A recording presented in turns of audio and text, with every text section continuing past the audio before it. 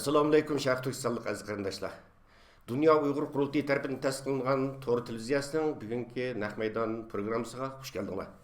Men Farhod Yurunqashulaman aziz qarindoshlar. Oldi bilan hammanglarni yurakdan salomlayman. Juma kuninglar xayrli bo'lsin. Aziz qarindoshlar, sizlar ko'rayotgan Dünya Uyghur Qurultayıning bu To'g'ri televiziyasi xalqimizningki o'rtaq sadosi, yurak sirdishi, shundaqla hammamizningki o'rtaq mulki. Dünya Uyghur Qurultayı To'g'ri televiziyasininki bütün programlarını hem sizlar hozir ko'rayotgan Dünya Uyghur Qurultayıninki Facebook sahifasi orqali, YouTube orqali shundaqli maxsus shu To'g'ri televiziyasi uchun tasdiqlangan bu To'g'ri bekitidan, ya'ni Duq Center ismli To'g'ri bekitidan Dünya Uyghur Qurultayı To'g'ri televiziyasininki bütün programlarını bunu ko'ralasizlar. Aziz qarindoshlar, programning oxirida biz maxsus YouTube adresimizni va To'g'ri bekiti adresimizni maxsus ekranga keltiramiz va shu orqali izlab Dünya Uyghur Qurultayı To'g'ri televiziyasininki bütün programlarını shu yerda ko'rsanglar bo'ladi.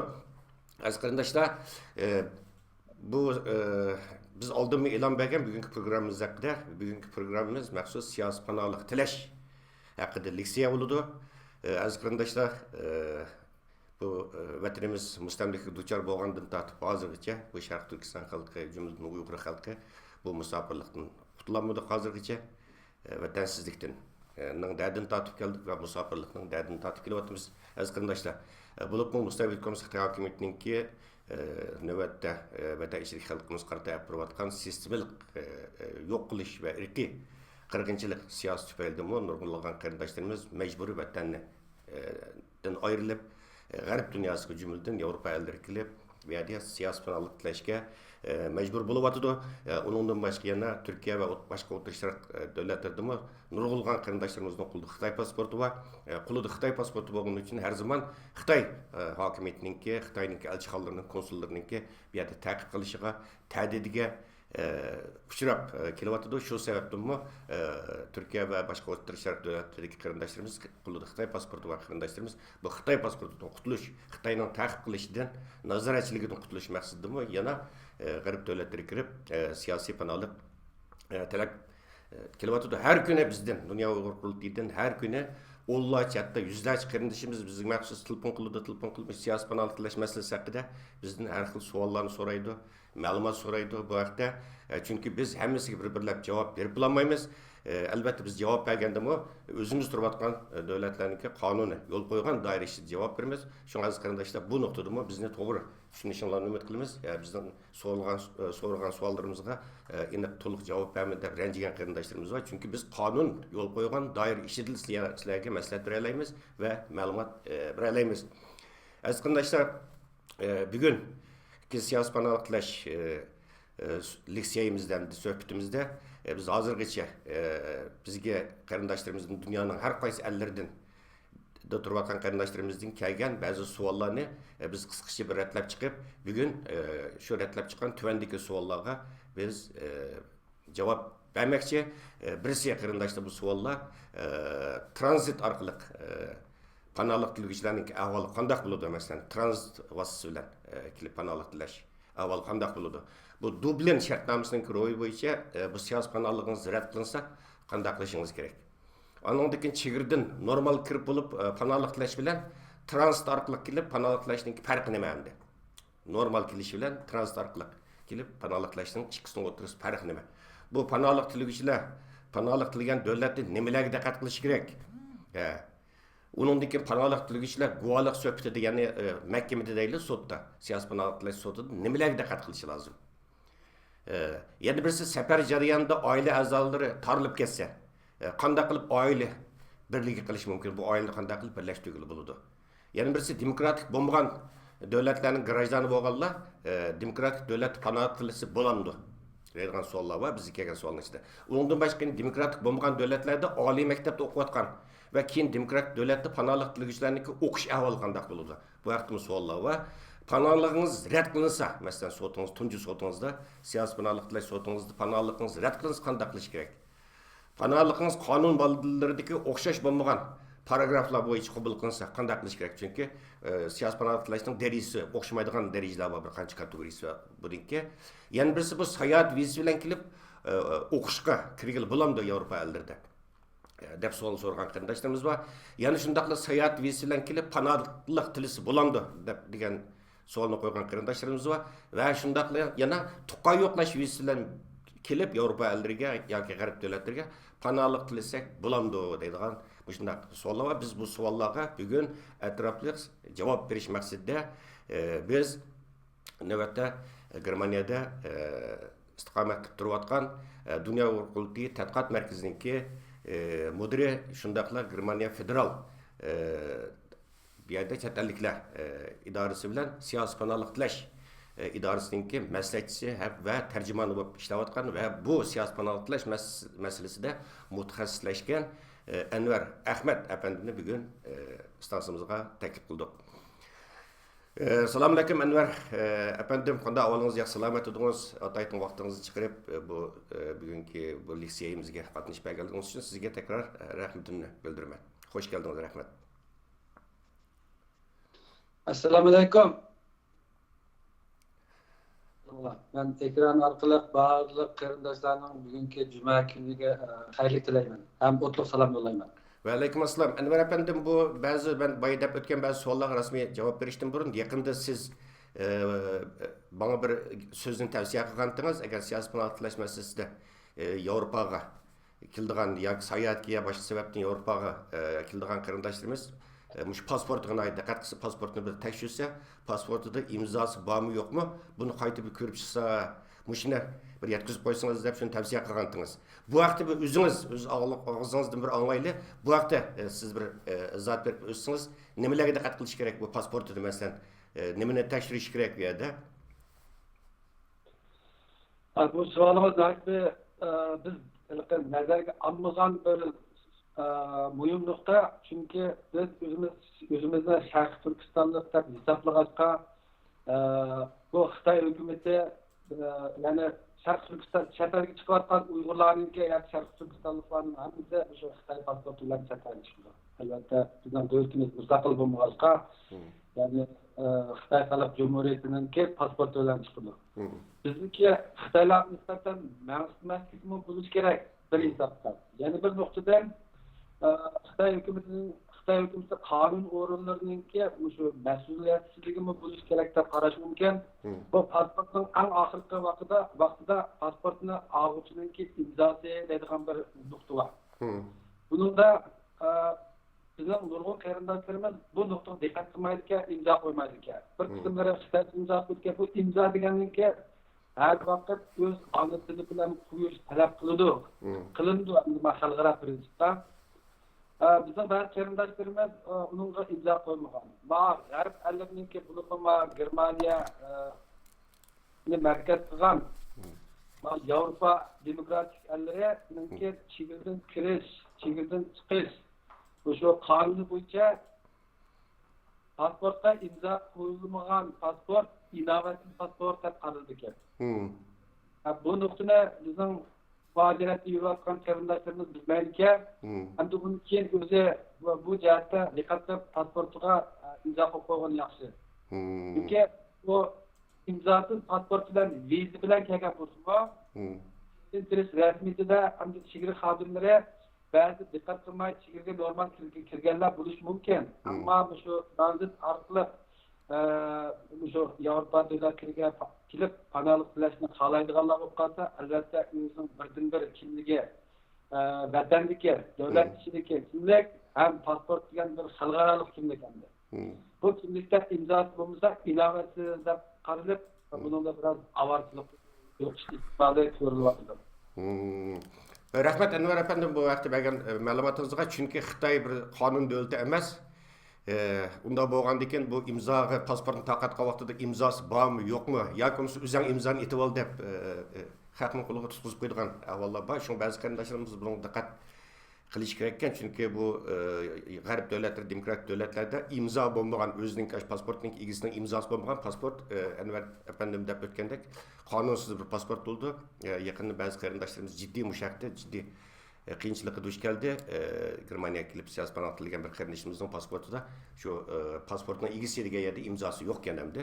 Shunga qarindoshlar Yevropa davlatlariga kelgan qarindoshlarimiz mayli sayohat sababidan bo'lsin, boshqa sababdan bo'lsin, birinchi bo'lib boya Anvar apandim degandek pasportingni tekshirib, shu pasportning egasiga yerda imzoyingni bormi yo'qmi? Agar yo'q bo'lib qolsa, shu imzoni to'liqlab o'tishni unutib qolmanglar. Bu birinchi masala. Xo'sh, Anvar apandim ovozingiz biroz past chiqyapti va yoki normalmi? Xo'sh, Anvar apandim davomlashtiraylik suhbatimizni. Masalan, bu birinchi savolimdi. Bu transit orqali maxsus emas-da, transit orqali panohlik tilaguvchilarniki ahvol qanday bo'ldimdi? Bu Yevropa ellariga kelib. Aslında bizniki bulupmu Xitay pasportida sayohat qilish, ya'ni Xitay pasporti dunyoda sayohat qilish tartibi bo'yicha bundaq bir yaxshi qarshi ilingan pasportlar emas. Deb shu qatorga kirgizilgan. Buning uchun bizniki Sharq Turkistonlik qarindoshlarimiz ya'ni Xitoy Xalq Jumhuriyati tarqatgan pasport bo'lg'achqa demokratik g'arb ellari taraqqiy qilgan ellarga sayohat qilishda nurg'un to'solg'ular uchraydi. Buning uchun beshiqdan bir qism qarindoshlarimiz shu tranzit vaqtidan foydalanib demokratik davlatga kirilib panohlik tilashda foydalangan bir vaqtda bu orqali qilayotgan qarindoshlarimiz bor. Tranzit orqali kelib panohlik tilgan vaqtida o'zining kimlik materiallari to'liq bo'lishi kerak. Abay deganda pasportlarga imzo etilgan bo'lishi kerak. Pasportning bundan boshqa o'zimizningki tranzit yo'lini foydalanib, ya'ni panohlik tilashga sababimiz nihoyatda yaxshi bo'lishi kerak. O'zimizning kechirmishini bevosita o'zimizning bevosita beshiqdagi kechirmishi orqali panohlik tilash sababimizni o'tirib qo'yish kerak. Ya'ni sizningki o'sha vaqtdan boshqa tanlash yo'lingizning yo'qligi, undan boshqa o'sha yo'lni tanlash orqali demokratik ellarga kelib panohlik tilamasangiz, siz turayotgan davlatda hayotingizning shart suradiganligidan iborat bu faktlarni nihoyatda real, tafsili isbotlab berishingiz kerak. Bunun bir misal alsak, masalan Germaniya hukumatiga, masalan Germaniya davlatiga kelayotgan bir qism qarindoshlarimiz bor. Bu qarindoshlarimiz o'ziningki o'sha tranzit orqali kelib panohlik tilashga sababini aniq bilsa, albatta Germaniya hukumati o'tgan yil 11-oyninki o'ttirlarda 3 qatim takrar Uyg'urlar to'g'risida parlamentda muzokaralar olib berib, ularni qaytarmaslik, Uyg'urlarning panohlik tilash ishlarini qo'llaylashtirishdan iborat bir qator siyosatlarni ma'qullagan bo'lsa-mu, ammo bu bir qonun davlati bo'lganlikdan har ishni o'sha biz bo'yicha bajariladi. Bunun için bir Uygur keldi degan gap, hoş geldiniz, rasmiyatimizni bejaraylik deb bunday bo'lmaydi. Bunun için bu şu Germaniya ko'chmanlar qonuni, Germaniyaning mush panohlik tilashlarni qabul qilishdagi prinsiplar asosan panohlik tilashga shu sabablarni konkret o'tirib qo'ygan vaqtda anandagi rasmiyati bejariladi. Bo'lmasa, buning bir qiyinchilik nuqtasi agar sizga o'tirib qo'ygan Sebep bilmez. Germaniyaniki panohlik tilash qonun moddalariga uygun kelmasa, sizning bu yerda alohida advokat tutib, bu qarorga nisbatan sizningki shikoyat qilish yoki arz qilish nihoyat tuvan bo'ladi. Sizga bir haqsiz advokat tutib qilish ehtimoli bor, ammo u haqsiz qilingan advokatniki Uyg'urlarning masalasini u qadar chuqur bilib ketishni natayin. Bunun için biz advokat va temsilcilikten ilgili yani. Biz o'zimizning besok kelgan kechirmishda nihoyatda konkret dataylar bilan qayli qilishimiz kerak. Anandagi rasmiyatlar bejirildi. Ham sizningki Chilidan kirib bo'lgandan keyin sizga guvohlik suhbati o'rlashtirgan vaqtida siz yana Şimdi deyilgen asaslık nuqtalarını asas qilib turib, anandagi tafsilotini bera olasiz. Ammo bu rasmiyatini bajarish intayin muhim. Hurmatli rahmat, hurmatli Anvar apandim, bu sizning ba'zi qarindoshlar inkas izotidir, ko'rinish toz aniq emas deb, internet ojiz emas-da uyingizningki. O'sha yaqinda internet biroz ojiz bo'lib qolgan ahvol bo'lyapti. Shu masalan ovozingizmi biroz nima? Shunga yoki bo'lmasa ayrim mikrofon bormi yo'qmi kichik? Başka ayrı mikrofon tayyorlıqda ben işte bu programında işte ciddi aldırışla qaytib keldim. Rahmat. Unda bo'lsa biroz ilgariroq so'zlashga tirishing.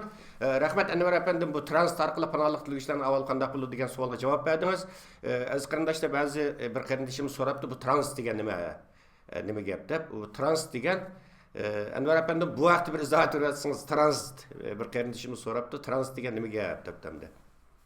Transit degan gap asli anglizcha gap. Bu transit degan bir o'rindan yana bir o'ringa almashish degan gap. Uyg'urlashtirsak. Endi bu transit vaqtini tanlash degan gap, masalan, siz ma'lum bir davlatga bormoqchi. Shu boradigan davlatingizga bevosita berish imkoni yo'q. Yoki anliqda uchadigan to'xtab almışıdığan yerde bir demokratik devletler özünüz şurada karar kılgan bolsanız, yoki misal şu yolunu tanlagan bolsanız, mesela aytaylik, ma'lum O'rta Sharqdagi yoki Afrikadagi bir davlatlardan, Yevropadagi bir demokratik davlatlardan aeroplan almışıp, oxirgi nuqtangizga bag'ich bo'lgan arliqdagi bir bekat, bu tranzit bekati bo'ladi yoki misal almashish bekati bo'ladi bu. Biz shu fursatdan foydalanib, demokratik ellarda adolat tilash imkoniyatimiz bo'ladi. Chunki bugun nihoyat muhim bir leksiya, bu siyosiy panohlik tilash masalasi haqidagi bu leksiya. Shunga agar mumkin bo'lsa, sizni bir hozir bir uchirib qaytib bir bog'lab baqsak davatimiz, chunki nihoyat muhim leksiya. Biroz ovozmi, ko'rinishimi toza ochiq emas. Sizni avor qilgan bo'ldik. Biz qaytib bir ursak. Bo'ladi. Assalomu alaykum hurmatli televizor ko'ruvchilar. Sizlar ko'rayotgan Dunyo Uyg'ur qulluqi televiziyasi bugun biz Germaniya istiqomat qilayotgan bu o'zi Germaniya federal chet elliklar idorasi ham siyosiy panohlik tilash idorasining maslahatchisi va tarjimon bo'lib xizmat qilayotgan va siyosiy panohlik tilash masalasida mutaxassislashgan Dunyo Uyg'ur qulluqi tadqiqot markazining mudiri Anvar Ahmad apandim bilan siyosiy panohlik tilash masalasi haqida suhbat olib boryapmiz. Hozir biroz texnikalik masala chiqqani uchun biz qaytadan Anvar apandim bilan qaytadan bog'lanmoqchi hozir.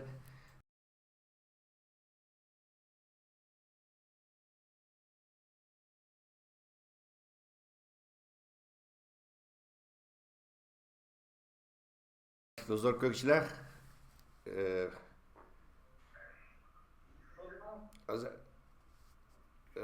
Anvar apandim bilan qayta bog'lanyapmiz, chunki biroz texnikalik sabab tufaylidan internet bog'lantisi toza aniq emas, ochiq emas, ovozim toza nima emas. Shunga ba'zi bu yerda ekran oldidagi ba'zi qarindoshlarimizning tavsiyasiga asosan biz Anvar apandim bilan qaytadan bog'landik. Xush keldingiz tekrar Anvar apandim. Ya rahmat. Xo'sh, endi savolimizni ikkinchisi kelaylik. Masalan, bu Dublin shartnomasining ro'yi bo'yicha endi masalan siyosiy panohlik tilab Yevropaga a'zo qolgan bir davlatdan deylik. Siyosiy panohlik talabi rad qilinsa, qanday qilish kerak? Siyosiy panohlik talabi rad qilinsa. Biz o'tgan qatimqi leksiyarimizda bu Dublin shartnomasi to'g'risida tushuntirgan so'q, men hozir yana bir tushuntirib berdim. Xo'sh. Dublin shartnomasi deganimiz hamda shu Yevropa ittifoqiga a'zo davlatlarningki o'zaro imzolashida tuzilgan bir shartnoma, bunun konkret mazmuni, ya'ni panohlik tilaksa Yevropa ittifoqidagi demokratik davlatlarga, ya'ni tunji kelgan bir demokratik davlatda panohlik tilish. Qandaqdir buniki iqtisodiy jihatda Germaniyada, Fransiyada, Norvegiyada, Shveysariya qatorliq davlatlarni tanlab bu davlatlarga berib panohlik tilash bu Dublin shartnomasiga xilof bo'ladi. Buning ustiga bundan boshqa yana Dublin shartnomasi bo'yicha Yevropa ittifoqiga a'zo demokratik davlatlarning panohlik tilash xizmatini bajarish sistemasi qonun prinsiplari o'xshash. Ammo Yevropa ittifoqidagi davlatlarning iqtisodiy, siyosiy va ijtimoiy jihatda farqlar bor. Mesela Gretsiya, Sloveniya, Polsha, qatorliq Vengriya, qatorliq Yevropa ittifoqiga keyin a'zo bo'lgan davlatlarningki nurg'un asosiy muassasa iqtisodiy ahvollarda farq bo'lg'achqa bir qarindoshlarimiz shu davlatlarda panohlik barmoqlarini ilib u yerda panohlik ilingan bo'lsa barmoqlari ilingan bo'lsa yana takrar boshqa g'arb ellikdagi taraqqiyot davlatlarni tanlash bu Dublin shartnomasi xilof bo'lg'achqa bu kelgan davlatga ya'ni tunji panohlik tilagan davlatga qaytarildi. Endi buningda bir misol qilish kerak, misol qilishga to'g'ri keladi. Masalan, Sharqiy Yevropadagi Yevropa ittifoqi a'zo davlatlarninki iqtisodiy, ijtimoiy va asosiy muvaffaqiyat qurilishlari G'arbiy Yevropadagi taraqqiyot davlatlarga o'xshamaydi. Endi ma'vo bizning bir qism qarindoshlarimiz keyingi shu jafoliq, qashqunliq hayotida Sharqiy Yevropadagi bir qism davlatlarda barmoq izi ilinib qolgan. Yoki majburiy saqchilar tekshirish jarayonida ularninki vizasi yoki shu Schengen davlatga kirish ruxsati bo'lmaganlikdan ularning barmoq izini oladi, ular bu yerda panohlik tilaydi. Ular bu yerda panohlik tilagan vaqtida ularninki xizmat prinsipi o'xshash bo'lsa-mu, ammo demokratik davlatlarnikidek javobsiz chiqadigan ahvol mavjud emas. Uning ustiga Sharqiy Yevropadagi nurg'un davlatlarninki Xitoy davlatininki siyosiy, iqtisodiy jihatga ta'sir kuchli bo'lib, iqtisodiy jihatga ta'sir kuchli ham bular kuchli davlatlar hisoblanmaydi Yevropa ittifoqining a'zosi bo'lgan taqdirdami. Unda ekan bizning Uyg'urlar yana shu g'arb davlatlariga panohlik tilashni nishon qilgan. Agar Sharqiy Yevropadagi Yevropa ittifoqiga a'zo davlatlarda panohlik tilab yoki barmoq izi qilib, g'arb ellariga, masalan Germaniya, Fransiya, Shveysariya qatorli davlatlarga panohlik tilasa, bu qarindoshlarimiz rad kelgan vaqtda darhol advokat tutish kerak.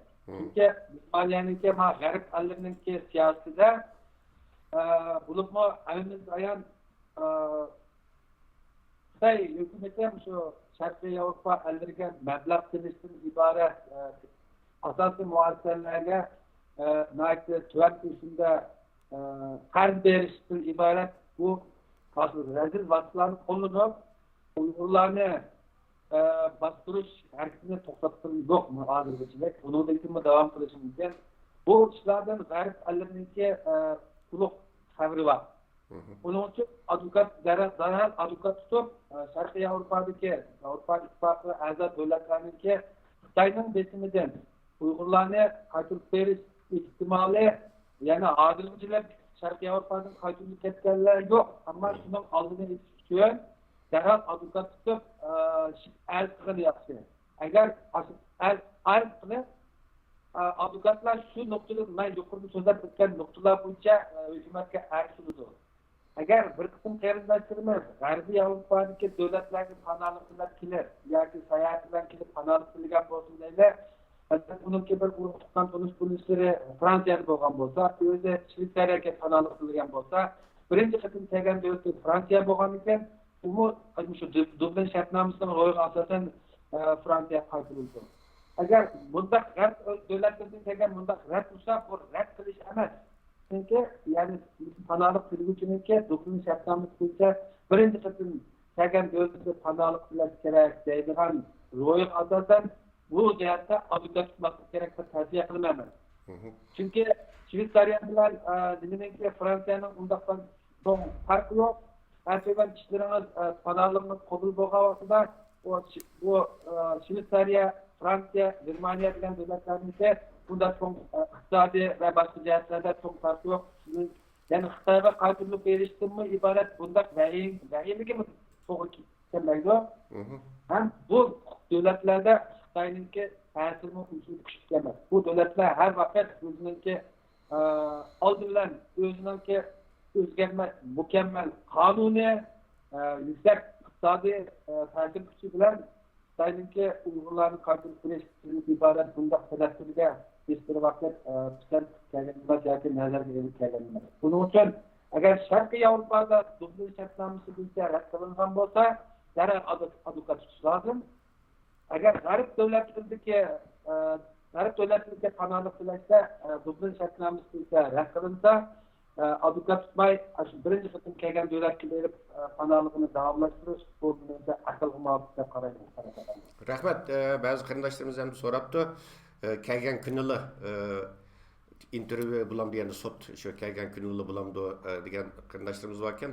Ko'p hollarda endi buni mayli javob berib ko'p hollarda kelgan kunili zaten sot bo'lgan ish bo'lmaydi. Tasodifiy ba'zi ahvollar hisobga olma vaqtida. Chunki sot bo'lish uchun jarayon kerak, tarjimon kerak maxsus.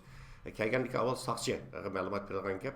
O'zining nima sababdan kelganligini, o'zining Uyg'ur bo'lganligini tushuntirish kerak va nima maqsadda kelganligini, agar siyosiy qilish kelgan, nima maqsadda kelgan bo'lsa, siyosiy qilishga uchun kelganligini aytish kerak. Endi ba'zi qarindoshlarimiz so'rabdi, Germaniyaning vizasini olib biz Norvegiyaga berib siyosiy qilsak bo'lamdi deb. Boya Anvar afandim bu vaqt tushuntirib o'tdi. Dublin anlaşması bo'yicha bu Germaniyadan viza olgan bo'lsangiz, shu Germaniyaga kelib siyosiy tilaysiz. Ve başka devletke, mesela Germaniyanın vizasini alıp başka devletke siyasi panahtılısınız o vaxtıda şu devlet yana sizni Germaniyaga qaytırıp ötüdü. Az qarindoshlar ham hozir shuni eskartib qo'yay. Hozir bu G'arbiy Yevropa davlatlari Uyg'ur siyosiy panohlik tili ishlash uchun bir oltin davr hozir. Chunki Uyg'urlar masalasi to'linib ketdi. Bu mustabid komissiyasi hukumatining Sharq Turkiston tasdiqlagan jazo lagerlari masalasi hozir butun mushu G'arbiy Yevropa davlatlarininki matbuotining eng asosiy kun tartiblarininki biri hozir Uyg'urlar to'linib ketdi asosiyatda. Undan keyin Germaniya mana Yevropa birligininki eng asosiy parovoz hisoblangan Germaniya davlati ichki ishlar ministrligi avval. Undan keyin ham Germaniya bu chet elliklar idorasi Germaniyaga kelib siyosiy panoh tilgan hech qanday Uyg'urni mayli siyosiy panohlik rad bo'lsin, hech qanday bir Uyg'urni qaytirib etmaslik chiqarib etmaslik haqida maxsus qaror oldi hamda bu munoyat zo'r bir hodisa Uyg'urlar masalasi uchun. Xo'sh, Anvar afandim, endi bu az savol emasdan chegirda normal kirib bo'lib panohlik tilash bilan bu tranzit orqali kelib panohlik tilashning farqi nima endi bu yerda nima farqi bor? Bunun bir kısmını abayıp nimede cevabımızı berip oldum. Şunda.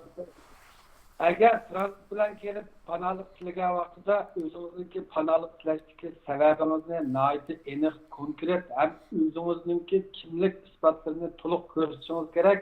Chunki bu transit orqali kirish panohlik tilash sizningki chegaraning sirtida bo'ladi. Ya'ni shu demokratik davlatning chegarasining sirtida ilib beriladi.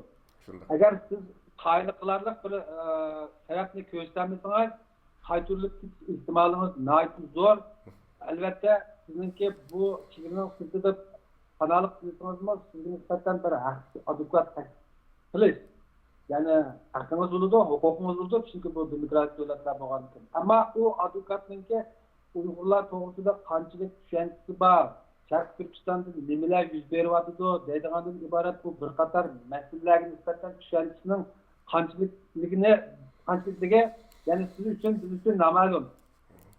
Uning uchun vaqtingiz nihoyat. Chunki Germaniyada bo'lgan g'arb davlatlarida advokatning vaqti intayin qimmatli, ham qimmat bo'ladi ular. Ular soatiga necha o'rnidan ishlaydi.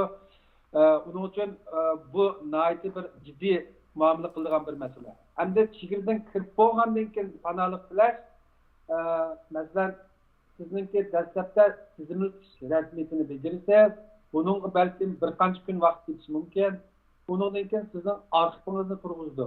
Sizning arxivingizni turg'izib, siz nimdab keldingiz? Nima uchun Germaniyaga kelib, mandaq, ya'ni nima maqsadda keldingiz deb sizning panohlikda kelganligingizdan iborat bu oq ko'rinishni hukumat taraf etgandan keyin sizning arxivingizni turg'izdi.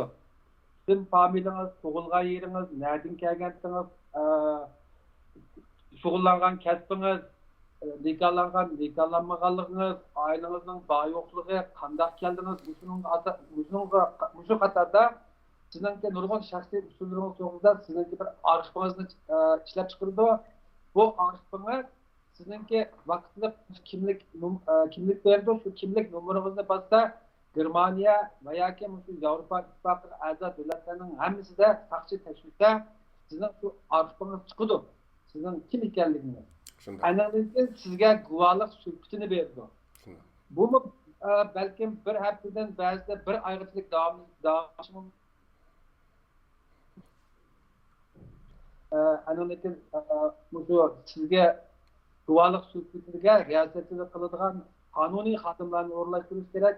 Bu qonuniy xodimlar Uyg'urlar to'g'risida guvohlik sulhati ilib borgan vaqtida sizdan suhbat ilib berishdan ilgari Uyg'urlar to'g'risida nihoyatda mukammal atrofli material ko'rgan mutaxassislar agar bu jihatda mutaxassis bo'lmagan bo'lsa-mu, nihoyat atrofli ma'lumoti bor kishilar siz bilan suhbat ilib boradi. Agar rad bo'lib qolsangiz, sizningki bir haftadan 2 haftagacha advokat taklif qilib e'tiroz bildirish huquqingiz bor.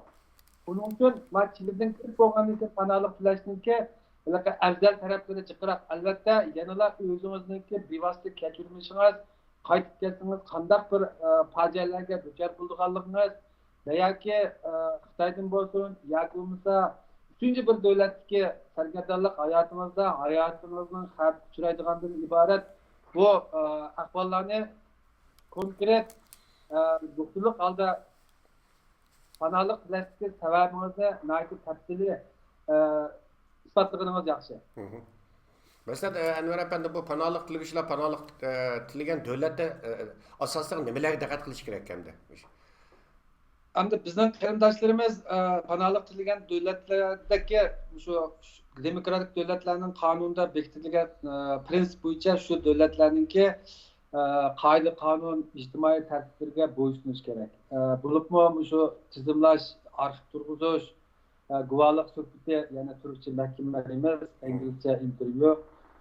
Buni bundaq qilganda albatta panohlik tilaguvchininki o'z ona tili bilan guvohlik suhbati berish haq huquqlari va bu qonun prinsiplaridami deyilgan.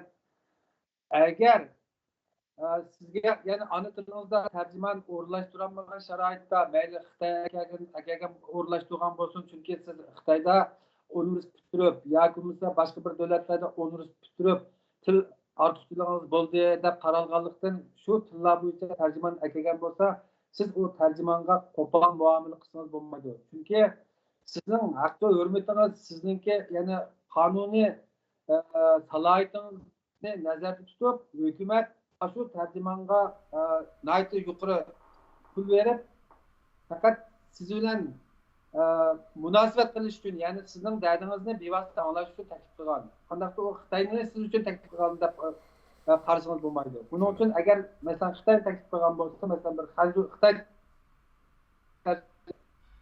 uni siz shu guvohlik suhbati riyosatiga nayt do'stona chiroylicha men bu gapni bilmadim ya gapini tushunmayman deb uning sababini aniq deyishingiz kerak. Agar boshqa tillarni yaxshi bilsangiz, shu tilda berganingiz yaxshi.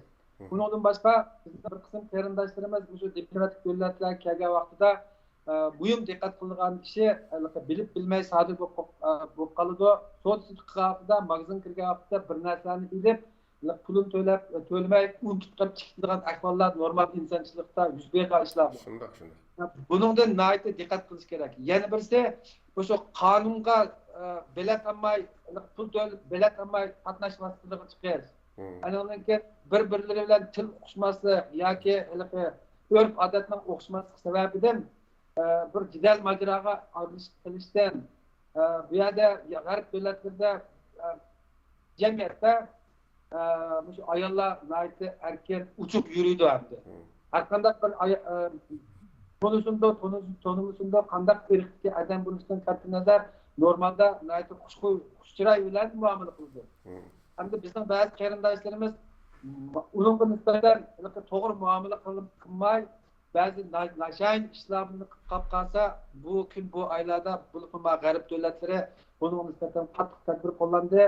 Bo'libmi Germaniyada 7-chilarga deyman shu 2019 yili 1-oyning 7-kuni bir yangi siyosatni belgilab chiqdi. Balkim bu qonunlashishi mumkin.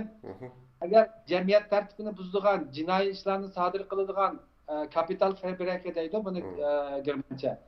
Iqtisodiy pul muomala jihatda aldamchilik qiladigan ish bo'lsa, buni federal hukumat bilan yerlik hukumat jiddiy qaror chiqarib, uning nim bo'lishidan qat'iy nazar darhol qaytarish kerak deydigan siyosatni o'tirib qo'ydi. Bu yaqinda qonun moddalariga kirgizilib, qonun organlaridan tarafidan ma'qullanishi mumkin. Qarindoshlarimiz bu nuqtaga alohida diqqat qilishni tavsiya qilaman. Endi bu qonun, bu siyosat, bu belgilamada ölüm cezasına hüküm kılınadigan devletler bo'lsa vaqtliq qaytarilmaydi deb bekitilgan. Ama qarindoshlarimizniki har holda bu nuqtaga diqqat qilishni tavsiya qilaman. To'g'ri deysiz. Endi shu siyosiy panohlik qilgan qarindoshlarimiz shu oyog'i tekkan soatdan boshlab, daqiqadan boshlab o'ztirayotgan, o'zi tushgan davlatning qonuniga qattiq amal qilish kerak. Bu nihoyat muhim. Anvar apandim bu vaqtda qayta izoh berib o'tdi. Endi Anvar apandim bu sotda diqqat qilishga tegishli nuqtalar, masalan, shu siyosiy panohliklar sotida. Sotqa yani bu siyasi panohlik tilash shu guvohlik soti, ya'ni sot deganimizda panohlik tiligicha o'ziniki barliq o'ziga munosabatlik muhim deb qaralgan kimlikni isbotlaydigan materiallar. Buning ichida masalan vatanda agar mumkin bo'lsa shu tug'ilganlik isboti, o'rta maktab bo'lsin, to'liq o'rta maktab bo'lsin, oliy maktabda o'qiganlik diplom kelishtilari, agar pravos bo'lgan bo'lsa, pravosi, kimligi, pasporti, bundan boshqa qo'yxatlariga oid.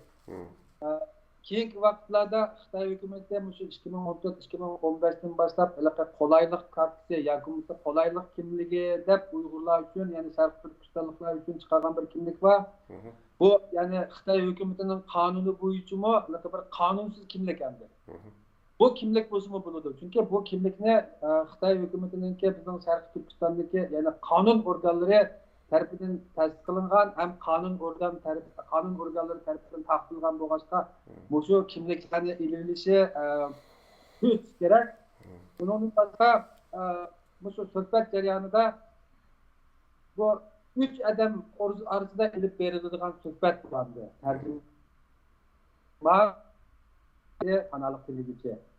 Agar alayda ahvolda advokat taklif bo'lsa, advokatni qatnasha oladi. Bo'lmasa boshqa odamning kirishi qiladi.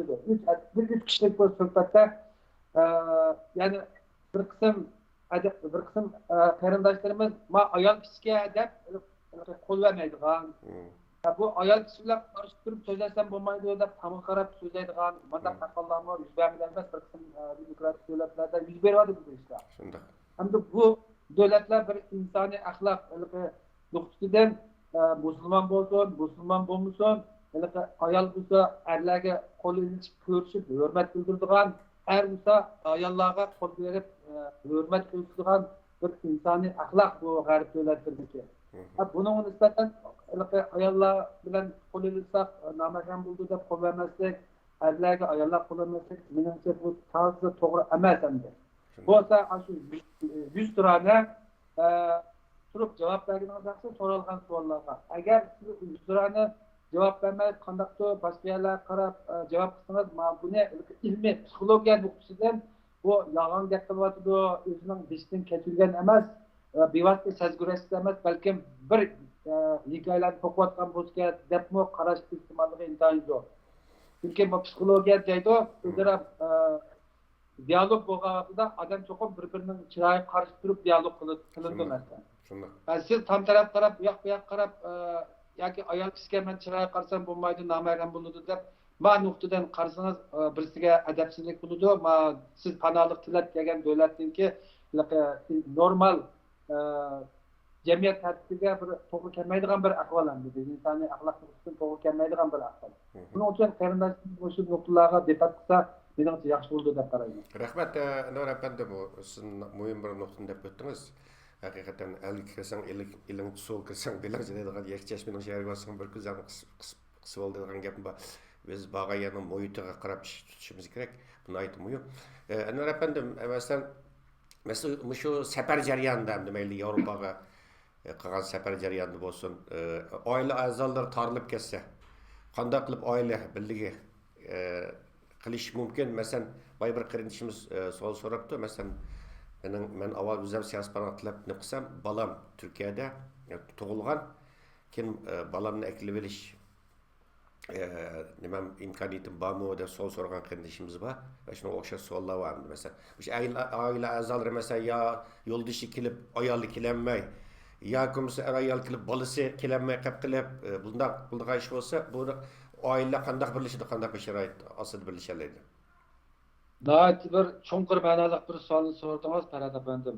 Hem de bu aile a'zolari shu kaçış jarayonida yoki bo'lmasa shu panohlik tilash jafoliq safar jarayonida tarilib ketgan vaqtida bu masalani hal qilishga yanada shu Dublin shartnomasiga murojaat qilish to'g'ri keladi. Shu Dublin shartnomasining ro'yiga asosan panohlik tilaguvchininki oila a'zolari birlashtirish mazmuni bor. Bu mazmun shu demokratik g'arb ellarininki shu Yevropa ittifoqi a'zo davlatlarninki panohlik tilaguvchilarni qabul qilishdagi qonun moddalariga kirgizilgan. Endi albatta bu oila birligi a'zolari, masalan, oila birligi a'zolari birsiga demokratik bo'lmagan davlatlarda tarilib ketgan bo'lsa, siz demokratik davlatga kelib panohlik tilab panohligingiz qabul bo'lgan vaqtida sizdan iltimos qilishingiz kerak. Ya'ni ayolingizniki yoki yo'ldoshingizniki, farzandlaringizniki ism, familiyasi, tug'ilganlik isboti, shu materiallarni to'liq o'zingiz panohlik tilab qabul bo'lgan davlatlarda qonun o'rinlariga egatsangiz, ya'ni iltimos qilsangiz, agar demokratsiz bo'lgan davlatlarda oila a'zolaringizning kimligi bo'lsa, qonunliq kimligi bo'lsa, bu xizmat tez davomlashadi. Agar kimligi bo'lmagan sharoitda, masalan, kimliklarining vaqti o'tib ketgan yoki bo'lsa Xitoy pasporti turgan bo'lsa, Xitoy pasportining vaqti o'tib ketgan bo'lsa, yoki yangidan tug'ilgan farzandlaringizga kimlik bermagan sharoitda, agar kimlik bermagan bo'lsa, yangidan tug'ilgan farzandlaringizga hech bo'lmagan vaqtida doktorxonadan vaqtini saqlab kelishni unutmasligingiz kerak. Shu doktorxonaninki falonchi ayning falonchi kuni ma davlatning mundaq shaharda tug'ildi deydigan isbotlarini to'liq hozirlab, shu isbotlarni o'zingiz panohlik tilab qabul qilgan davlatlarningki munosabatlik o'rinlariga ta'minlasangiz, aniqlikda siz qabul bo'lgandan keyin shu davlatlarga berish imkoniyatingiz bo'ladi. Siz o'zingiz talabangiz qabul qilingan davlatlar iltimos qilish bilan birga darhol oila a'zolaringiz bor davlatga berib, o'zingiz qabul bo'lgan davlatniki konsulxona, elchixonaga kirib, men sizlar meni qabul qilgan davlatda buni iltimos qildim. Hamda mening oilam shu shaharda turyapti. Buning nisbatan sizlarga yordam qilishinglarni orzu qilaman deb iltimos qilsa, bu ish tezroq bo'ladi. Yana bir xil ahvol oila a'zolari shu panohlik tilash jarayonida Yevropa ittifoqining a'zo davlatlarda birsi, masalan, Gretsiyada yoki bo'lmasa Sloveniyada yoki bo'lmasa Fransiyada qilib oila a'zolarining bir qismlari Skandinaviya davlatlari yoki bo'lmasa G'arbiy Yevropadagi bir qism davlatlarga chechilib ketadigan bo'lib qoldi. Bu xil ahvolda shu Dublin shartnomasining ro'yiga asosan oldi bilan shu kelgan davlatlarda oila a'zolari kelgan davlatning hammasida panohlik sunish kerak. Ham panohlik sunish yoki panohlik tilash guvohlik so'zida bu degandan keyin bular qabul qiladi. Albatta sizniki panohlik tilashda ko'rsatgan sabablaringizga asosan sizni qabul qilib bo'lgandan keyin darhol oila birligini qilish tez bo'ladi. Chunki siz guvohlik so'zida bu masalani o'tirib qo'yganingiz, sizning panohlik tilashdagi sabablaringiz shu davlatlarning panohlik tilash siyosatlariga, qonunlariga uyg'un keldi. Panohligingiz qabul bo'lgandan keyin xohlasa er taraf, ayol taraf ona bolalarni er taraf yashayotgan yoki qabul qilingan davlatga aytish mumkin. Xohlasa er tarafni ayol bolalari va qabul qilingan davlatga akilish mumkin.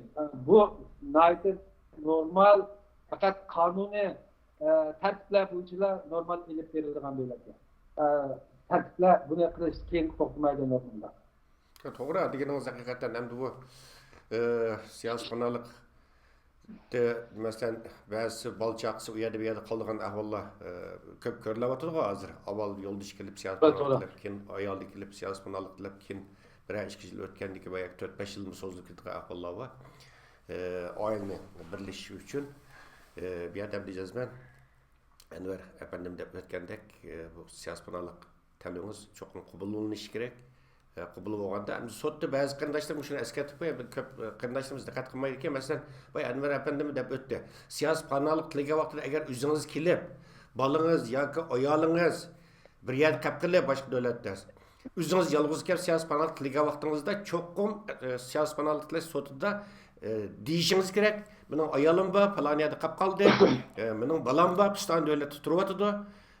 Deb buni yaxshi buni anga og'izlashingiz kerak. Shu siyosiy panelga tilash mahkamasida buni demay u siyosiy panelga tilash sotida uningdan keyin nima qilgan vaqtida biroz tez ishlar biroz murakkab tushdi. Xo'sh, endi Anvar apandim. Ben bu sualni toza bir nuqtasini desam, Farhat apandim. Xo'sh. Bizningki qarindoshlarimiz abay degandek shu qetish safar jarayonida oila a'zolaridan ayrilib panal qiladigan ahvollar mavjud. Hamda bu Uyg'urlarningki, bu Sharq Turkistonliklarningki shu chet ellarda bu tarsanliq hayot nihoyatda og'ir. Buni tasavvur qilish yomon tez. Biz tushunamiz, hammamiz bu sakardarlikni beshimizdan o'tkazgan. Qarindoshlarimiz shu nuqtaga diqqat qilish kerakki, bu oila a'zolarimizning masalan agar ayol kishi bo'lgan bo'lsa, yo'ldoshininki bo'lgan bo'lsa, ayoliniki, ham farzandlarininki ism familiyasi bo'libmi tug'ilgan kunlarini, tug'ilgan oy, kun, nerede tug'ilganlikdan iborat bu uchurni kallasiga shu muhr vatqandek bekitilishini umid qilaman. Bizim qarindoshlarimiz albatta buni to'g'ri tushunish kerak. Bu qashqunliq hayot, bu qashqunliq safar oson emas. Odamning nurg'un psixologiya jihatda, nerv jihatda zarba uchraydigan ahvol, tutilolmaydigan ahvollar bor. Bir qism qarindoshlarimiz shu tug'ilgan farzandiningki oy kunini bilmaydigan ahvollar bor. Qachon tug'ilgan deb so'raganlar, falonchi tug'ilgan deblar, uning oy kuni nerede tug'ilganligi esida yo'q. Ammo g'arb ellarninki qimmat qarashida bir dadu o'g'chi qandaqlarcha o'zining tug'ilgan bolasiningki oy kunlarini bilmaydi deb sizning davatgan shu fajianingizga gumoniy nazarda qaraydigan ahvol mavjud. Ya'ni bizga har o'g'an bo'lsa ayol o'g'an bo'lsa erininki tug'ilgan oy kunlarini bilsa, sizlar haqiqiy nikohlashib qonunli to'y qilganmi yoki qanday deb bu oila munosabat, ya'ni er ayollik munosabat nisbatan bir gumoniy qaraydigan ahvol mavjud bo'lib qoldi ekan. Uning uchun bu nuqtaga qarindoshlarimizning diqqat qilishini nihoyatda to'g'ri tavsiya qilaman. Rahmat Anvar apandim. Endi masalan siyosiy panellik tilida o siyosiy panellik tilash sotida javobni yaxshi berolmay siyosiy panellik tilibi tunji qitimda endi rad qilindi deylar siyosiy panellik tilash mahkamasi tarafidan. U vaqtda qanday qilish kerak masalan rad qilinsa? Agar siyosiy panellik talibi shu demokratik davlatlarda rad qilingan qarindoshlarimiz albatta mana shu hozirgi o'xshash shu g'arb ellarida Uyg'urlarningki panallik qilishidan iborat bu ahvolni osonlashtirayotgan, qulaylashtirayotgan Dunyo Uyg'ur qurultiyi, shundaqla Dunyo Uyg'ur qurultiyining tarkibidagi bo'lsin yoki o'z oldiga xizmat qilayotgan Yevropa ittifoqidagi tashkilot shaxslarimizningki jafoliq o'zlarininki ijtimoiy, ommaviy, siyosiy va diplomatik faoliyatlardan ayirib qayg'ulanmaydi. Buning uchun ba'zi qarindoshlarimizninki shunday siyosiy panellik talibi rad bo'lsa, darhol tashkilotlarimiz bilan aloqa bog'lash kerak. Biz shu tashkilotlarninki xizmatininki natijasidan shu navbatdagidek bir yaxshi ahvol barliq keldi. Bunun için teşkilatlarımızga a'zo bo'lish kerak. Bedel puli to'lagan isbot, masalan, rad bo'lgan vaqtida advokat tutish kerak. Advokatlarning hammasining so'raydigini tashkilotlaringlardan qaysi tashkilotlarni bilsa. Sen tashkilotlarga a'zo bo'ldingmi? Namoyish qatnashdingmi? Ya'ni tashkilotlar uyushtirgan siyosiy, ijtimoiy qaysi faoliyatlar qatnashding deb so'raydi. Endi rad bo'ldi degan gap bu panallik tiliga demokratik davlatlarda panallik tilashkichi bo'lgan o'tgan zamondagi faoliyatlaringiz yoki tajribalaringiz hammasi yo'l bo'ldi degan gap. Rad bo'lgandan keyin sizning qiladigan ishingiz darhol shu o'zingiz turayotgan davlatlardagi tashkilotlar bilan jiddiy aloqa qilaysiz. Bugungi zamonaviy kuchli aloqa davlatlarida taraqqiyot bu sharoitda siz har qanday o'zingiz turayotgan tashkilotlar bilan aloqa qilish imkoniyatlaringiz to'liq. Bunda bo'lgandan keyin siz o'zingiz biroz dadillik bilan tashkilotlarni izlashingiz kerak. Tashkilotlarning sizning nerede turib, qanday qilganligingizdan xabar bo'lmag'achqa sizni izlash imkoniyati yo'q. Buning uchun siz tashkilotlarni izlab, a'zo bo'lgan bo'lsangiz, u to'g'risida tashkilotlar sizga isbot chiqarib berdi. Andan keyin tashkilotlar uyushtirgan faoliyat, masalan, tashkilotlarimiz odatda Musu 5 fevral, 7 fevral G'ulji qirg'inchiligi, andan keyin Barin inqilobi, Urumchi qonliq qirg'inchiligi, qirg'inchiligi, shundaqla 30 ayning 10-kundagi Dunyo kishilik huquq kitobnomasi e'lon qilganlik Xotir kuni qatorliq shu yilda 5-6 qitimliq mayli normal izchil davom etayotgan namoyish yoki siyosiy faoliyatlarni o'rlashtirib kelgan.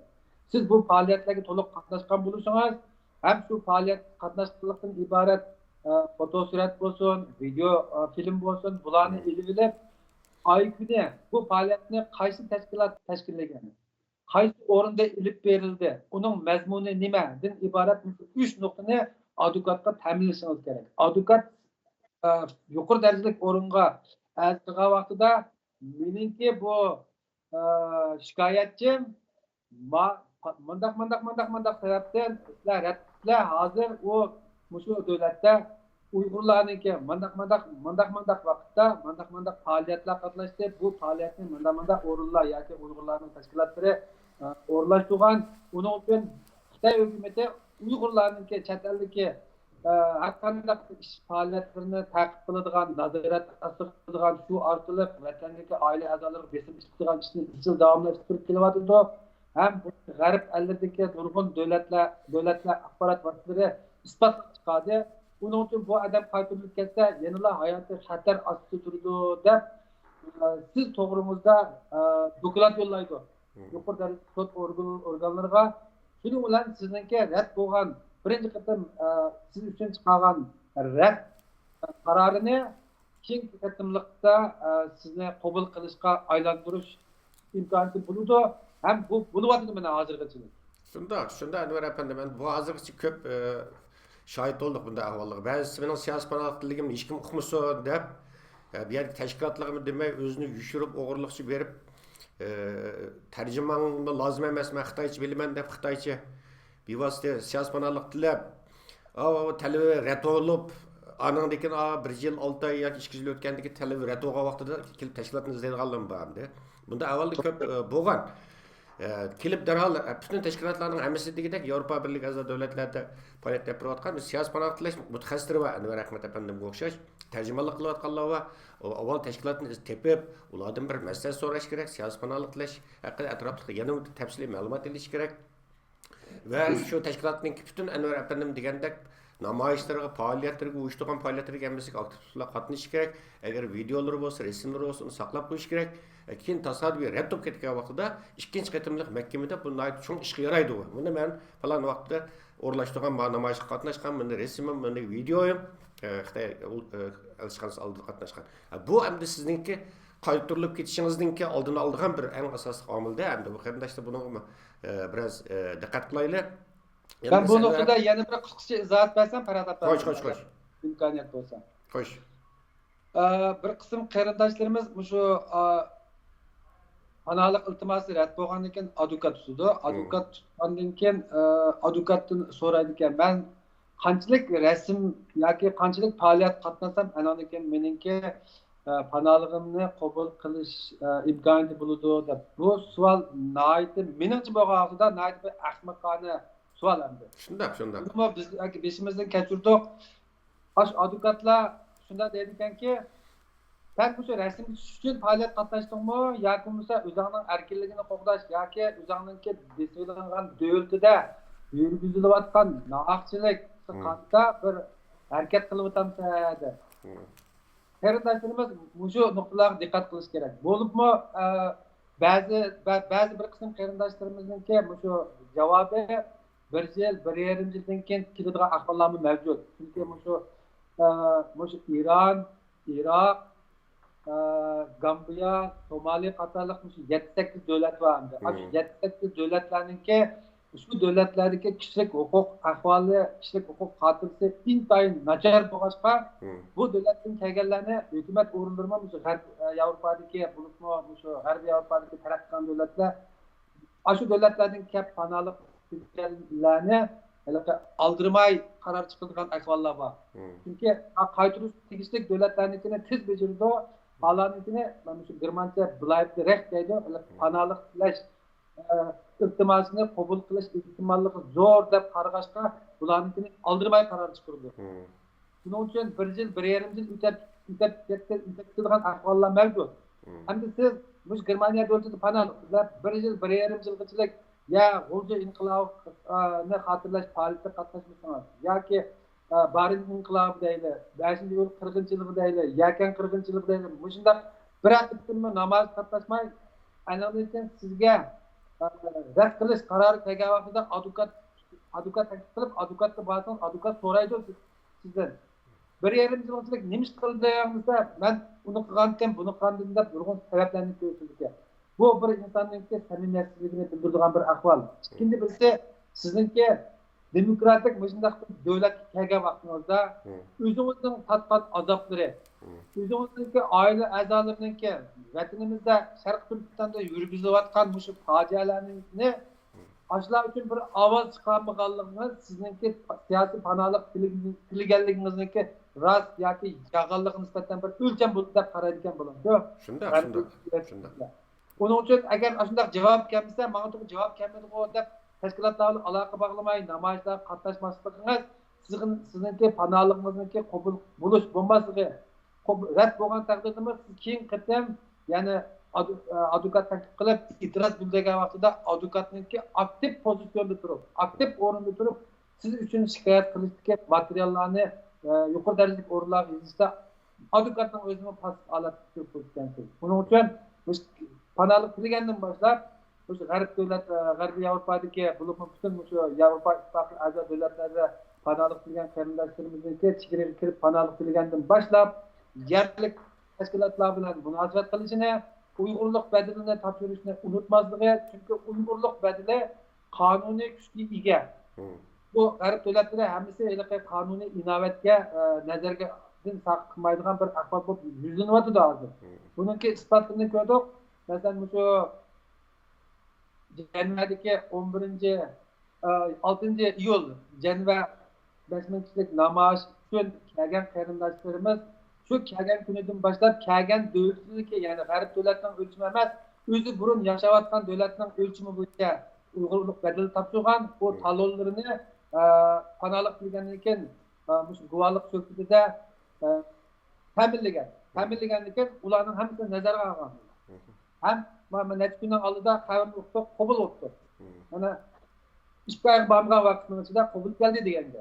Sonra bu məsələlərə qarindaşlarımızınki biraz diqqət verişinə, əhəmiyyət verişinə, bir məsuliyyətçan pozisiyada turub müamilə qilishini tavsiyə qilmoq qaror. Rahmat, Anvar efendim, aytdım men bir nuqtani o'tirib qo'ydingiz. Haqiqatan bu siyosiy panolik hozirgacha shu birinchi qatimliq sotda rad bo'lib ketib, ikkinchi qatim sotda qayta sotda qabul bo'lganlarningki mutlaq ko'p qismi asosan shu namoyishga aktiv qatnashganligi sababidan, tashkilotlarga badal pulini o'taganligi sababidan, uyushtirgan faoliyatlarga aktiv qatnashganligi sababidan oldam qabul bo'ldimda. Chunki bundan faoliyatlarda qatnashdim, namoyishda qatnashdim. Endi meni qaytarib etsan, Xitoy menga qanday muomala qilganligini sen tasavvur qilib baq degan gap chiqadi bu yerda. Savol chiqadi. Andan keyin Anvar apandim dedingiz, bir yerga kelgandan keyin birinchi bo'lib avval o'zining uyg'urligini isbotlash kerak ekan-da. Albatta. Avval o'zining uyg'urligini isbotlash kerak. Chunki endi bu uyg'urlarningki siyosiy panohlash talabininki qabul bo'lish nisbati ham yuqori bo'lgandan keyin boshqa ba'zi uyg'ur bo'lmagan ba'zi millatlar men uyg'ur deb yolg'onda siyosiy panohlaydigan ahvollar ko'rilgan. Shunga bu siyosiy panohlash mahkamalar Anvar apanning yaxshi bilasiz, o'zingiz ishlaysiz. Bu hammasi so'chlarning hammasi mutaxassis bo'lib ketgan Uyg'ur masalasida. Uyg'urlarni aytib obdan biladi. Masalan, men adabiyot o'qituvchisi deb kelganlardan Turk tillar divoni bilan Qutatqubilik dostonniki optor kim deb so'ragan masalan. Mutaxassis bo'lib ketgan. Shunga endi bu yerda o'zini isbotlash uchun cho'qim bu yerda Xitoyningki Shinfending deydi, kimlik deymiz, kimlik o'z cho'qim kimlik yana elib olish kerak. Uningki to'yxati o'z to'yxatini elib olish kerak. Xizmat kinishkisi bulamdı, diplom bulamdı, unvan kinishkisi bulamdı, ish qilib o'zining aşıp Uyg'ur ishkanligini açıp vatandan chiqqanligini isbotlagan qanday kichik bir varaq qog'oz bo'lsa-mu, bu cho'qim bo'lish kerak. Çünkü birinchi bosqich o'zining Uyg'urligini isbotlash bosqichi ham birinchi bosqich. Undan keyin sud davom qilgan ekan. Xo'sh, Anvar apandim. To'g'rilaysiz, Farhod apandim. Men Xo'sh. mishada yana bir nuqtani eskartib o'tay. Xo'sh. Abay nayt bir yaxshi masalani o'tirib qo'ydingiz. Buni shu G'arbiy Yevropadagi Yevropa Ittifoqiga a'zo davlatlar Uyg'ur masalasi abay men yuqorida deb o'tgan qabul qilinish ehtimoli nayt yuqori deb qaralgan davlatlarning ichida hozir Uyg'urlarmi o'rin oldi buningda. Hamda Sharq Turkiston hozir bir mustaqil davlatimiz yo'q bizniki. Ammo Xitoy davlatidan kelgan, ya'ni Xitoy davlatidan kelgan Uyg'urlar, ya'ni Sharq Turkistonliklarningki masalasi men yuqorida deb o'tgan qabul qilish ehtimolligi nihoyat zo'r deb qaralgan 5 davlatning ichida o'rin oldi. Shu munosabatdan foydalanib bizning Sharq Turkistonda yashayotgan bir qism Xitoylar, Uyg'urcha o'rgangan bir qism Xitoylar panohlik tilab kelayotgan ahvollar mavjud. Bular o'zini shu Sharq Turkiston, ya'ni Xinjiang Uyg'ur avtonom rayonidan iborat hukumat qonun o'rinlari tarqatgan kimlik bilan kelgan, shu yerda tug'ilgan deb biraz Uyg'urcha o'rgangan, ammo Uyg'urcha o'rgangan Xitoy bilan shu yerda tug'ilib cho'ng'igan Sharq Turkistonlik mayli Xotan, janubda Xotandan bo'lsin, sharqda Qum bo'lsin, ana tili Uyg'ur yoki yerlik Uyg'urlikdan iborat bu kimlikning bilan bu inson bilan paranglashib orqaliqlar uningki kimlik etnik arq ko'rinishini bilish mumkin. Buningda shu hukumat agrumda panohlik qilganlarga nisbatan federal hukumat soqchilari Uyg'ur tarjimonini taklif qilib, so'zlash orqali uningki Uyg'ur yoki Sharq Turkiston bir cho'q mamlakat yani. Agar biz cho'nglikda sanashib to'g'ri kelsa, dunyodagi 200 dak davlatning ichida 25-o'rin turadigan bir cho'ng tuproqqa ega davlat Sharq Turkiston. Shunda. Ularninki Shvis orqali qaysi o'rindan kelganligini aniqlash mumkin. Hattoki sudchilar yoki guvohlik sifatida riyosatchilik qiluvchilar agar tranzit orqali kelgan bo'lsa, shuning tranzit ya'ni chegaradan kirish rasmiyatiga mas'ul federal hukumat soqchilari buningga nihoyat ahamiyat bilan qaraydi. Abay siz deganda xuddi o'zining kimligini isbotlash intayin muhim. Ham shu imzo qo'yilgan materiallarda bir qism qarindoshlarimiz Minkoxon deb qo'yamiz, Ishkirdagi Xinjiang sinflarida o'qigan bo'lg'achqa Xitoycha imzo qo'ydi ekan. Andan keyin soqchilar darhol so'rayotganda sen Uyg'urmi deb so'rashga men Uyg'ur. Sen Xitoycha imzo qo'yyapsan-ku desa men Xitoycha degan. Imzo degan bir odamning ismi, o'zining qonunliq kimligi degan gap. Uningda bir Uyg'urcha material yoki bir maqolasiz ketmaydi. Shu qarindoshlarimiz imkoniyat bo'lsa, shu Uyg'urcha imzo etish masalasida bir mashq qilib Uyg'urcha imzo atqani menimcha o'zining kimligini isbotlashdagi yana bir muhim nuqta deb qarayman Farhod apandim. Rahmat Anvar apandim bu izohatingiz uchun. Bayxili bir mezgilgacha internet bağlantısınız yaxshi emas o'xshaydi. Hozir butunlay o'ngshalganday qildi. Ko'rinishim biroz uchuq, ovozim biroz yaxshi. Mayt odam beryapsiz Anvar apandim. Xo'sh, endi asta-asta bu chunki litseyimizning oxirgi nimasi kelib asta yig'ishtiraylik. Vaqtim 1 soatni ishib qoldi. Mesela Anvar apandim hozir bir qarindishimiz so'ragan savolga javob berib o'tay. Buning Anvar apandim yuqorida deb o'tgan bir qarindishimiz so'rabdi hozir. Ben Germaniyaningki Schengen vizasi bilan berib, Gollandiyaga siyosiy panohlik qilsam bo'lmaydi deb Anvar apandim dedi. Dublin anglashmiz. Gollandiyaga borsangiz, yeni Gollandiyadan sizni yana Germaniyaga qaytaradi. Yana qanday? Qaysi davlatning vizasini olgan bo'lsangiz, qaysi davlatga vizasini olib shu davlatga borgan bo'lsangiz, shu davlatda siyosiy panohlik qilish anlash. Qarindoshlar. Xo'sh, Anvar apandim bu masalan az qarindoshlarimiz Organda endi yuqorida men o'qib o'tgan masalan sayohat vizasi bilan kelib o'qish kirgili bo'lamdi degan. Sayohat vizasi bilan kelib panohlik qilsak bo'lamdi va yoki tuqqan yo'qlash vizasi bilan kelib panohlik qilsak bo'lamdi deydigan endi shu savol masalan sayohat vizasi bilan kelib o'qish kirgili bo'lamdi. Sayohat vizasi bilan kelib panohlik qilish bo'lamdi. Tuqqan yo'qlash vizasi bilan kelib panohlik qilish bo'lamdi. Bo'ladi Farhod apandim, savolingizga rahmat. Bu masalan birinchi savolingizda sayohat vizasi bilan kelib o'qishga kirish mumkinmi degan savolga buningda bu so'zning o'zidan chiqib turdi endi sayohat vizasi degan sayohat vizasi endi men g'arb Yevropa ittifoqiga a'zo g'arb demokratik davlatlarningki qonun prinsiplari intayin murakkab shu qonun prinsiplari bo'yicha ish bajarildi. Siz shu davlatlarning vizasini olgan vaqtda sayohat qilish vizasini iltimos qildingiz. Sizning faqatla sayohat qilib yana qaytib ketish mecburiyetimiz var. Yani prensip boyunca. Eğer sayahat vizası bilen kelip o'qish kiraman desangiz, u mumkin bo'lmaydi, uni hech kim bejarib bera olmaydi. Shunday. Agar albatta, u sayohat vizasi bilan kelib kirsangiz mumkin emas. Agar sayohat vizasi bilan kelib Germaniyada panohlik qilsangiz bo'lamdi degan vaqtida panohlik qilsangiz bo'ladi. Buningga tuvandagi bir qancha nuqtalarda konkret qoyil qilinlik javob berishingiz kerak. Birinchisi, siz demokratik davlatlarning vizasini o'zingiz asli turayotgan davlat elchixonasi yoki konsulxonasidan iltimos qilgan vaqtingizda sizniki viza iltimos qilgan vaqtingizda sizning ta'minlagan nurg'un materiallaringiz bor. Iqtisodiy ahvolingiz, o'zingizning kimligi, o'zingizniki u yerdagi o'zingizga munosabatli nurg'un materiallarni tanlash yoki ta'minlash orqali siz sayohat vizasiga erishdingiz. Hamda siz bu demokratik davlat kelgandan keyin panohlik tilaysiz. Panohlik tilgan vaqtingizda sizni yolg'onchi deb qaraydi. Ya'ni prinsip bo'yicha. Yolg'onchi deb qaragan vaqtida sizniki shu viza iltimos qilgan davlatga fojialik ahvolingiz, sizniki faqat birdan-bir mushu vaqtdan mushu sayohat vizasini iltimos qilib, panohlik tilashdan iborat bu faktni nihoyatda aniq konkret qoyil qilarlik deb berishingiz kerak. Siz shuni isbotlagan vaqtingizda albatta sayohat bilan kelgan bo'lsangizmi panohlik tilash salohiyatingiz bo'ladi, ammo uni qoyil qilarlik isbotlab bersangiz, guvohlik so'zida qoyil qilarlik qoyil qilsangiz panohligingiz qabul bo'ladi. Urug' tuqqan yo'qlash vizasi bilan kelib panohlik tilasangiz bo'lamdi degan savol bu biroz murakkab savol. Buni bir ikki gap bilan tushuntirish biroz qiyin. Shundaqmi men vaqt munosabati bilan yig'inchoqlab so'zlashga kirishay. Bo'ldi. Bir qism qarindoshlarimiz shu Xitoyning sirtidagi bir qism davlatlarda yashaydi. Shu g'arb davlatlarida, ya'ni shu Yevropa Ittifoqi a'zo demokratik g'arb davlatlarida urug' tuqqanlari, ya'ni ota-onasidan boshqa urug' tuqqanlari yoki bo'lmasa aloqalari, oliy maktab o'qigan savodoshlari qatorliq yaqin munosabati bor qarindoshlarimiz bor. Endi bu davlatlarda yashayotgan qarindoshlarimiz ba'zi garajdan ba'zilarininki mangulik yashash ruxsati bor, ba'zilarininki mangulik bo'lmagan bo'lsa-mu muddatlik yashash ruxsati bor. Har qanday qarindoshlarimizki boshqa davlatlardan o'zlarininki tunish bilishlari, aloqalari, aqsingil urug' tuqqanlarini chaqirish salohiyatiga ega.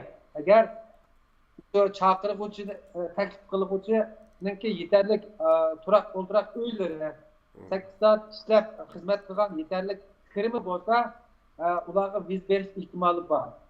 Ehtimoli yo'qdir. Ammo taklif qiluvchilarninki taklifnoma olgan vaqtida to'sqinlik jadvali bor. Bu 2015-yildan boshlab yangidan tuzilib chiqqan. Taklif qiluvchi agar siz taklif qilgan mehmon siz tug'an davlat kelgandan keyin siz shu davlat o'zingiz turayotgan davlatda shu qiluvchininki barliq iqtisodiy davolanish bo'libmi Germaniyada 5 xil istiroxona bo'ladi. Shu 5 xil istiroxonasiga kepillik qilamsiz deydiganga men kepil bo'lma deb imzo qo'yish kerak. Yana bir muhim nuqta, agar siz taklif qilgan mehmon siz yashayotgan davlatga kirib panohlik tilasa bo'lmaydi deydiganga men u panohlik tilmaydi, bizni yo'qlab bilan bizni zarb ketadi deydigan imzo qo'yishingiz kerak. Yana birisi, agar siz chaqirgan mehmon shu demokratik davlatga keldi, bu davlatning vizasi bilan Schengen, ya'ni Yevropa Ittifoqi a'zo barliq davlatlarda sayohat qilib kezalaydi, ya'ni butun davlatlarga bora oladi. Agar bu odam yo'qolib ketib qolsa, shu siz yashayotgan davlatga so'zlab, shu siz taklif qilgan odamni izlab ketib, kelgan davlatiga qaytirib o'tishchi bo'lgan barliq soqchininki, ya'ni hukumat organlarining chiqimini ko'taramsiz deydiganiga imzo qo'ysiz. Arat apandim, siz bu nuqtani nihoyatda yaxshi bilasiz. Bu nuqtadan aytgan vaqtida bu shu odamninki boshqa davlatlarga berib, masalan, chaqirgan davlatga panohlik tilmay, boshqa davlatlarga berib panohlik tilab, hukumat bu odamlarni izlab ketib, qaytirmoqchi bo'lgan bu soqchininki chiqimi intoyib g'oyat zo'r chiqim. Buni bu qarindoshlarimizdan ko'tarolmaydi deb qarayman men bu hisobda. Onun için bu qarindoshlarimiz shu g'arb davlatlarida grajdan bo'lgan yoki urug' tuqqan aloqalar bor qarindoshlarimizni bu xil qiyin ahvolga qo'ymasligini umid qilaman.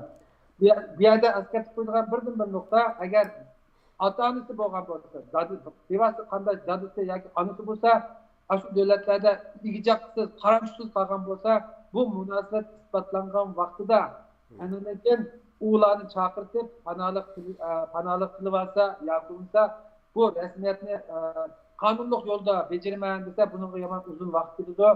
Shu qonun tartibi bo'yicha ekvivalenti bo'ladi.